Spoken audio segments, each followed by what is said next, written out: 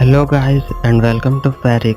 तो आप में से कई लोगों ने प्लेन का सफ़र तो ज़रूर किया होगा और अगर आज आप सही सलामत हैं तो यह आपकी अच्छी किस्मत का ही कमाल है। लेकिन हर किसी की किस्मत आपकी तरह अच्छी नहीं होती और ना ही उस समय उन लोगों की थी जो सैंटियागो फ्लाइट 513 के यात्री बने।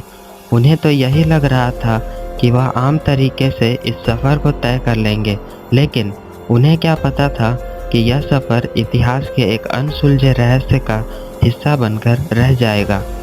तो आगे इस कहानी को जानने के लिए चलिए इस वीडियो को शुरू करते हैं।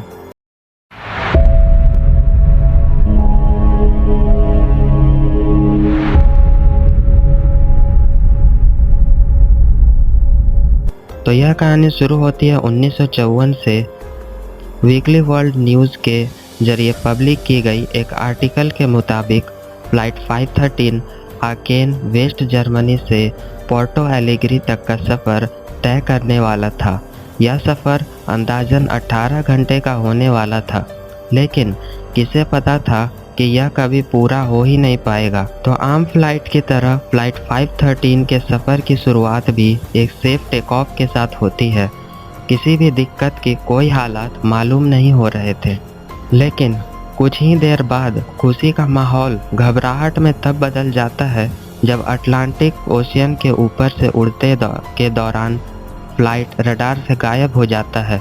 अब रडार पर फ्लाइट 513 की कोई जानकारी नहीं दिख रही थी और एयरपोर्ट अथॉरिटी भी फ्लाइट 513 के साथ संपर्क करने में नाकाम थे।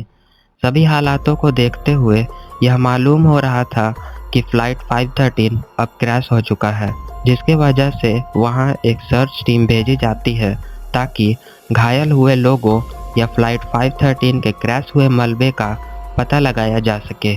लेकिन टीम को वहां रिसर्च करने के बाद यह पता चलता है कि वहां ऐसा कुछ भी मौजूद नहीं है और ना ही ऐसी किसी घटना की जानकारी मिली है।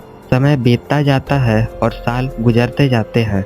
सैंटियागो एयरलाइंस 1956 से पहले ही कारोबार से बाहर हो चुकी थी। प्लेन के गायब होने की जानकारी मिलने के बाद जो सर्च टीम बनाई गई थी, 2 सालों बाद कोई भी एविडेंस ना मिलने की वजह से उसे भी अब बंद कर दिया गया था। लेकिन बहुत सालों बाद 12 अक्टूबर 1989 के दिन पोर्टो एलेग्री एयरपोर्ट ब्राज़ील एक अनऑथोराइज्ड एयरक्राफ्ट को एयरबेस के ऊपर चक्कर लगाते हुए नोटिस करते हैं। हालांकि वह भी इस बात से वाकिफ नहीं थे कि यह कौन सा प्लेन हो सकता है। एयर ट्रैफिक कंट्रोलर प्लेन के पायलट से कांटेक्ट करने की कोशिश करते हैं, लेकिन उन्हें कोई रिस्पांस नहीं मिल रहा था। कुछ ही देर बाद प्लेन रनवे के करीब आकर एक परफेक्ट लैंडिंग करता है। प्लेन के इंजन अब भी ऑन थे, जबकि प्लेन बेस पर उतर चुका था।